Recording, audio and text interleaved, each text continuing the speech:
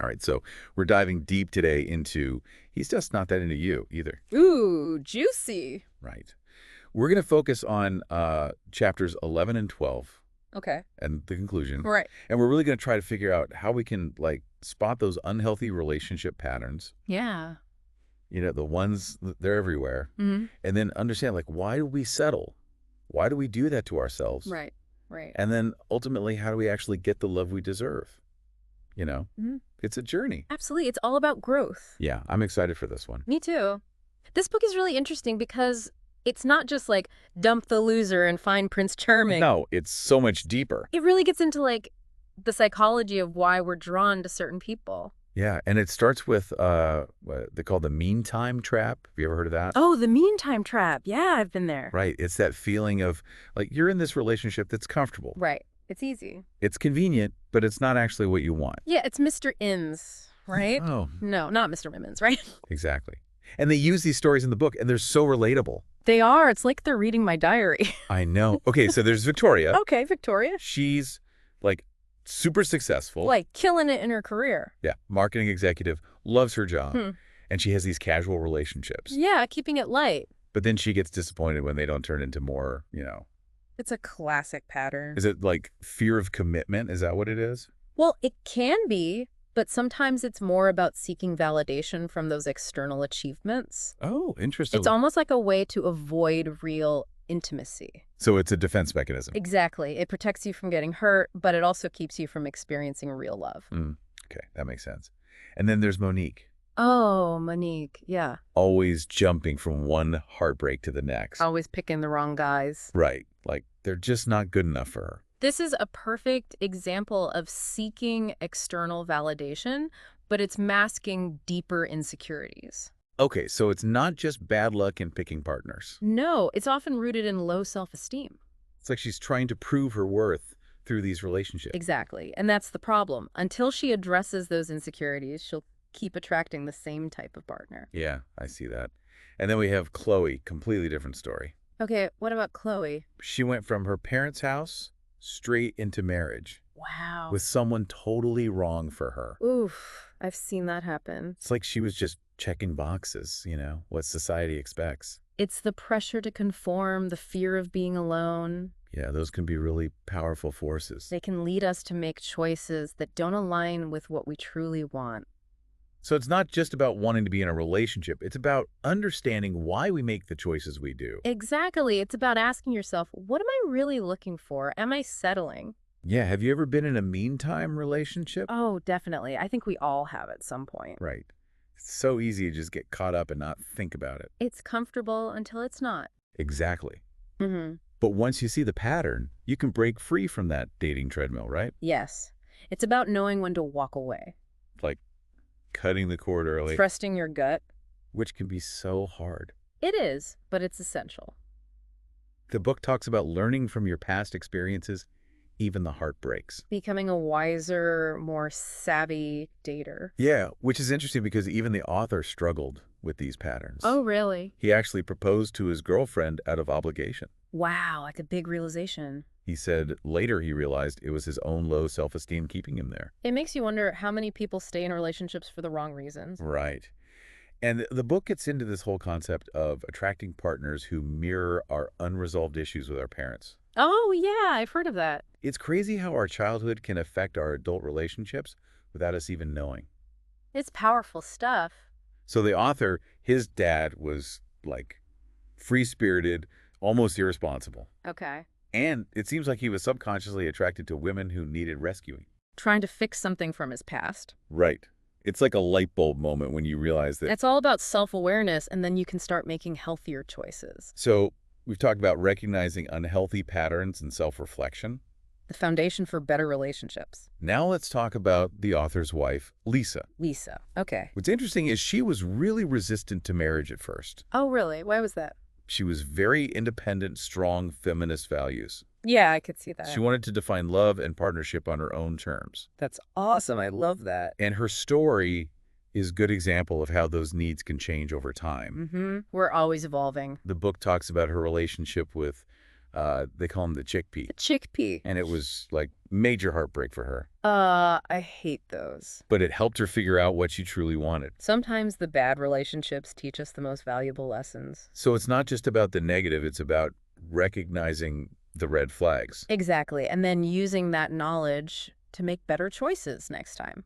And she didn't just like sit around feeling sorry for herself. No, what does she do?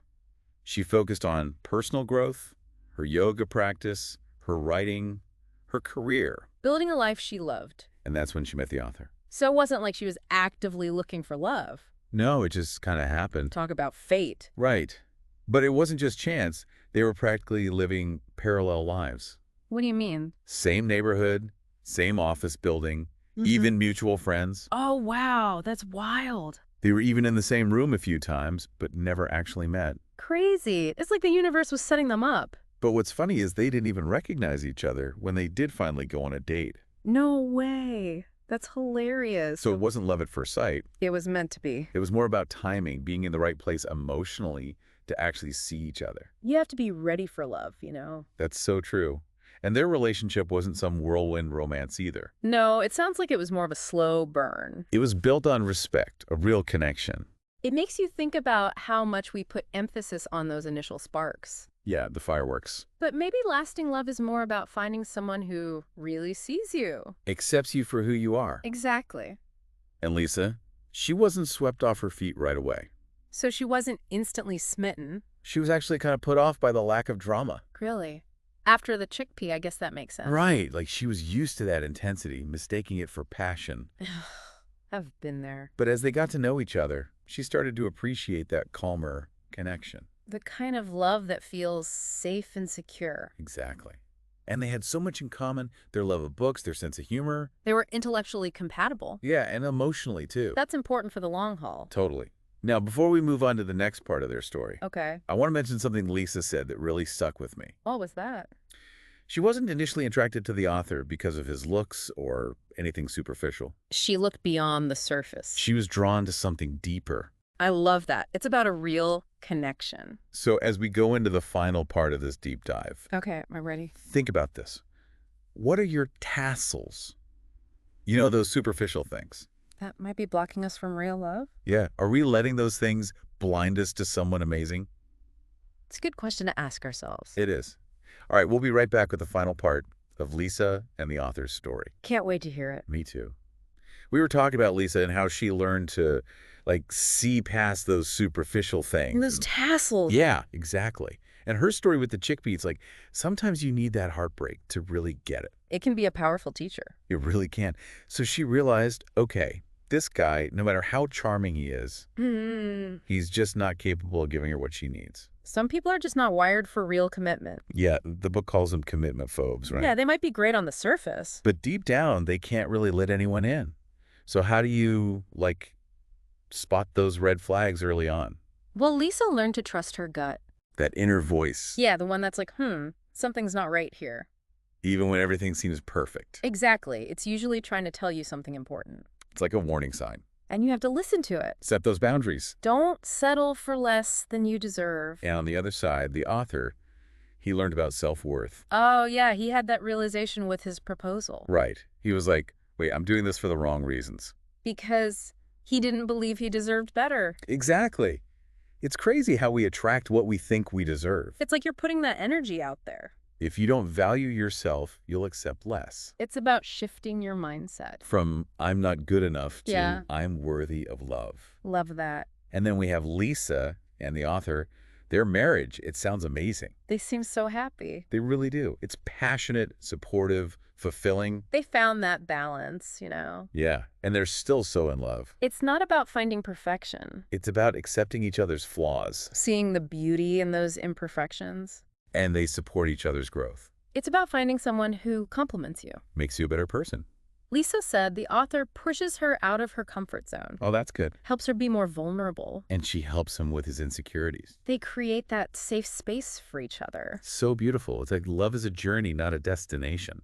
I like that, a journey of discovery. And they have that balance, the passion, the The practicality. excitement, the comfort. They make it look easy. It's not always easy, but they make it look good. Right. They talk about communication being so important, Being honest with each other, even when it's hard. that's where the trust comes in. Absolutely. Yeah. And they have so much joy raising their son together, It's like a whole new level of love. expanding their hearts. Love is definitely not a finite resource. Okay, so as we move into the last part of their story, Okay. remember how Lisa wasn't initially attracted to the author based on looks? Yeah, she saw beyond the surface. She was drawn to something deeper. Something more meaningful. So think about this.